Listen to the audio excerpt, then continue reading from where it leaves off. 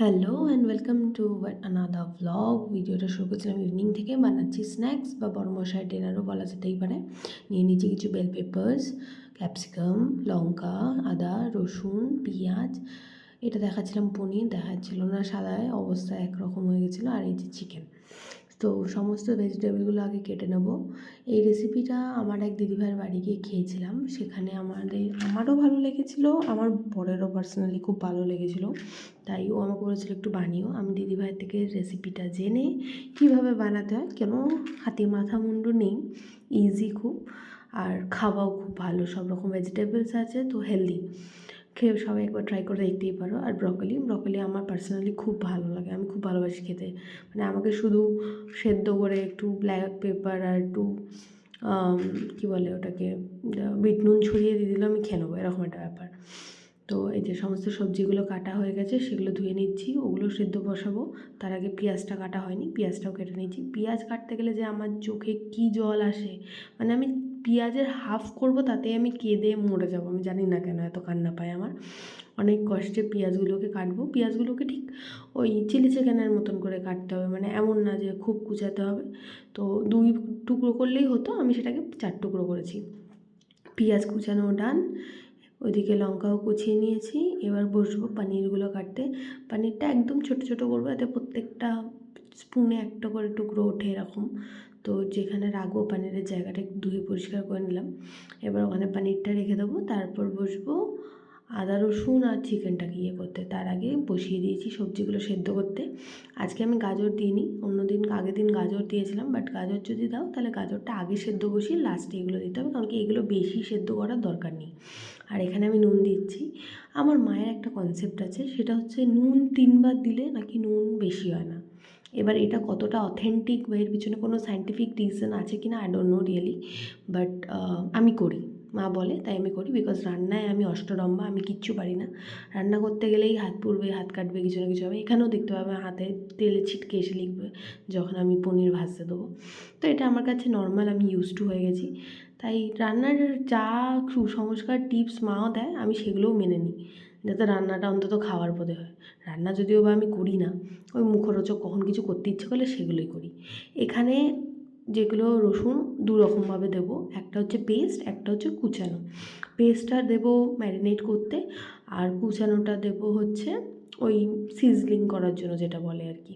তো আমি আর শিল বের করিনি, নোড়া দিয়ে চপিং বোর্ডের ওপরেই একটুখানি গ্রেড করে নিয়েছি, কারণ চপিং বোর্ডের ওপরটাই না আমার একটু মানে দানা দানা মতন, তো ওতেই আমার ভালোই হয়ে যায়।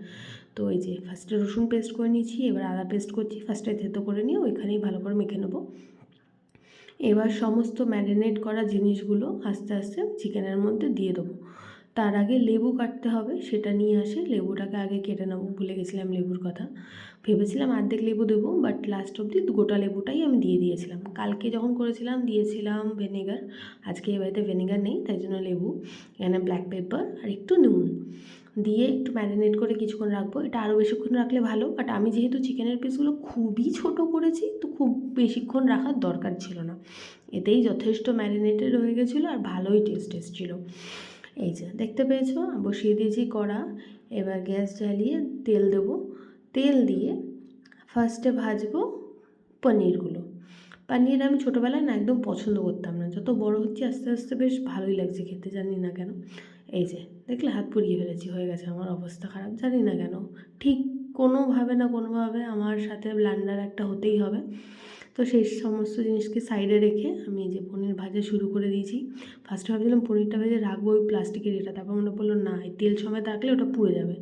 তারপর একটা অন্য থালা নিয়ে এই প্লেটের মধ্যে সমস্ত পনিরটাকে লাল লাল করে ভেজে তুলে নিয়েছি। এবার সেই তেলেই একটু চিকেনটাকে হালকা করে একবার ভাজবো। তারপর চিকেনটাকে সাইড করে মাঝখানে গার্লিক আর বাটার দিয়ে ফার্স্টে ওটাকে একটুখানি করে নেবো, কষিয়ে নেবো। তার মধ্যে একটু পেঁয়াজ দেবো। এই যে দেখতে পাচ্ছ, সেই রাজমিস্ত্রিরা যেরকমভাবে সিমেন্ট বালি মাখে, ঠিক সেরকমভাবে কড়ার মাঝখানে আমিও এখন রসুন আর মাখন মাখছি। তার মধ্যে দিয়ে দিলাম পেঁয়াজ, দিয়ে এবার সেটাকে ভালো করে মিক্স করে একটু কিছুক্ষণ কষিয়ে নেবো। এর মধ্যে আর কোনো রকম মশলা দেবো না, ইভেন আমি নুনও আর দেবো না, কারণ আমি চিকেন একটু ম্যারিনেট করার সময় নুন দিয়েছিলাম, পনির মাখানোর আগে নুন দিয়েছিলাম, আর সবজিও সেদ্ধ করার সময় নুন দিয়েছিলাম। তো আমি যেহেতু নুনটা একটু কমই খাই, আমি আর নুন দেবো না, বাট যারা একটু বেশি খাও তারা একটু নুন দিয়ে নেবে তাদের স্বাদ মতন, তাহলে ভালো লাগবে। আমি এখানে আরেকটু বাটার দিলাম, মনে হচ্ছিল একটু কম হয়ে গেছে। তো এবার এটাকে ভালো করে করে দেবো, ভালোভাবে কষানো, মানে জলটা একটু শুকিয়ে যাবে, কারণ কি বাটি ধোয়া জলটা আমি দিয়ে দিয়েছিলাম। ওয়েট করছিলাম বড়মশাই সস নিয়ে আসবে। 3 রকম সস আনতে বলেছিলাম, tomato sauce, chilli sauce, soya sauce, but উনি শুধুমাত্র টমেটোর সস নিয়ে হাজির হয়েছে। উনি নাকি কোনো সস খুঁজে পায়নি রাস্তায়। যাই হোক, খারাপ লাগে না দিতে কোনোটাতেই। আজকে শুধু টমেটো সস দিয়ে করেছিলাম, তাও ভালোই লাগছিলো।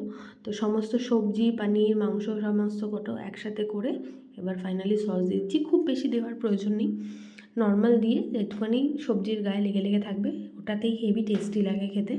দেখতে কিছুটা এরকম হয়েছিল। তারপরে এই যে আমি আমার জন্য একটু সার্ভ করে নিচ্ছিলাম, আর আলাদা